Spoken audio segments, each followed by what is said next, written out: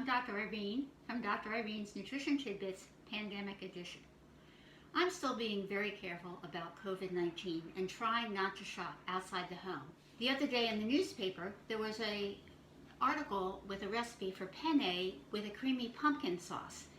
Everything was shelf stable and things I happen to have in my house. You may have to get some of these ingredients because not everybody carries nutritional yeast or dry cashews or a non-dairy milk such as an almond milk or soy milk or pumpkin. But if you happen to have them in your home, this allows you to cook without having to go to the store. It also asks for 14 ounces of dried pasta. Again, something that many people have on their shelves. So I'm going to walk you through making penne with pumpkin cream sauce. Some of you may wonder, what is nutritional yeast? It's simply a dry yeast that can be taken just for a nutritional supplement.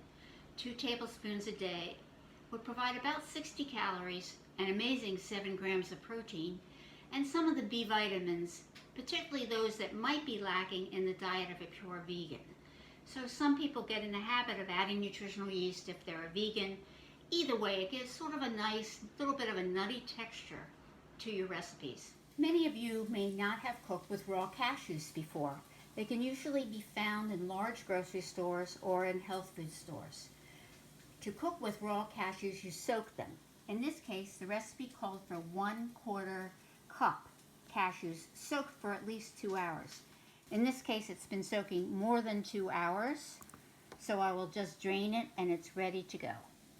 The first ingredient you can cook is 12 ounces of penne pasta. While the pasta is cooking, I started my sauce. In this case, I took a medium onion, I sliced it thin, and I'm sauteing it in 1 tablespoon of olive oil. You can, of course, use the olive oil of your choice. Once the onions are browned, you're supposed to add approximately 3 garlic cloves. In this case, I happen to have a jar of chopped, finely minced garlic, so I just add that. You never add the garlic too early because it can get bitter if it's sauteed at high heat for too long. So you saute the garlic just a few minutes, and then the onion mixture is ready to be pureed with the other ingredients. You can use a blender, but in this case, I'm putting it in a food processor. The next thing I add is a can of pumpkin. Of course, not the pumpkin pie mix, just the can of pure pumpkin. 5 tablespoons of nutritional yeast, which just adds a lot of vitamins and minerals and sort of a nutty taste. The soaked cashews, which is the base for the cream sauce. And then some spices, which is a teaspoon of dried sage and 3/4 teaspoon of ground nutmeg, or in this case, I just substituted pumpkin pie spice, and 1 1/4 teaspoons salt. So we'll now pulse that in the food processor with the almond milk. You use unsweetened 1 1/2 cups of almond milk. You may also use soy milk if you prefer. I pureed the pumpkin mixture until there's no sign of the raw cashews.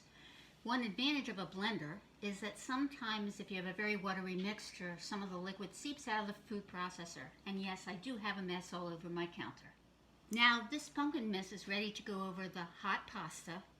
Cook the pasta till it's al dente because it also needs to bake and you don't want the pasta to be overdone. Then you just add your pumpkin sauce to the pasta. Stir it around so it's well mixed. And you can see how cashews become a wonderful substitute for a cream sauce when you have dairy allergies in your family. And then I sprinkle the breadcrumbs, similar to any casserole dish that you have some breadcrumbs on top. You put it in the oven at 400 degrees, and in this case, of course, I preheated the oven. And in 20 to 25 minutes, when the casserole is hot and it's lightly browned, it's ready to eat. And here you go, hot out of the oven, penne with pumpkin cream sauce. Pair Pair this penne with pumpkin cream sauce with a nice salad or green vegetable and your dinner is complete. Bon appetit!